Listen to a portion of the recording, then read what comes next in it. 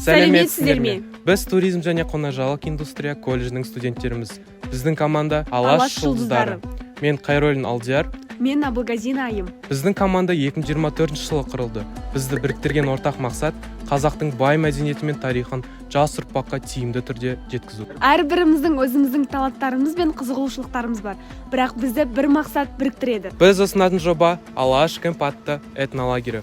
Бұл лагерь қазақтың тарихын және бай мәдениетін жас ұрпаққа таныстыруға бағытталған ерекше жоба. Біздің лагерьде балалар ұлттық ойындарды ойнап, қолөнермен айналысып, қазақтың ұлттық тағамдарын дайындауға үйренеді. Алаш кемп этнолагерінің эмблемасы қызыл фонда орналасқан. Ортасында биік таулар бейнеленген. Бұл Қазақстанның табиғи сұлулығын және де биік мақсаттарға ұмтылуды білдіреді. Таулардың үстінде жарқыраған жұлдыз біздің Қазақстанның болашағы жарқын екенін білдіреді. Біз қазақ халқының мәдени мұрасын сақтап, оны келесі ұрпаққа қалдыруды мақсат етеміз. Балаларға салт-дәстүрді үйрету арқылы олардың рухани дамуына үлес қосамыз. Бір-бірімен және қоғаммен тығыз байланыста болуды үйретеміз. Қазіргі көріп тұрғандай Алаш кемп этнолагерінің этностилде жасалынған номердің ішкі дизайны.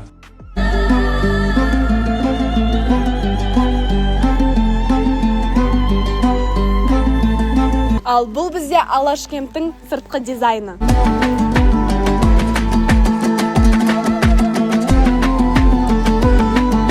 Қорытындылай келе Алаш кемп этнолагері қазақ балаларының қазақ салт-дәстүрі мен тарихын үйретуге бағытталған ерекше жоба. Осы жобаны жүзеге асыру үшін және де балалардың тарихи санасын қалыптастыруға бірікті. Біздің девиз: Тарихты танып, дәстүрді дәріптейік.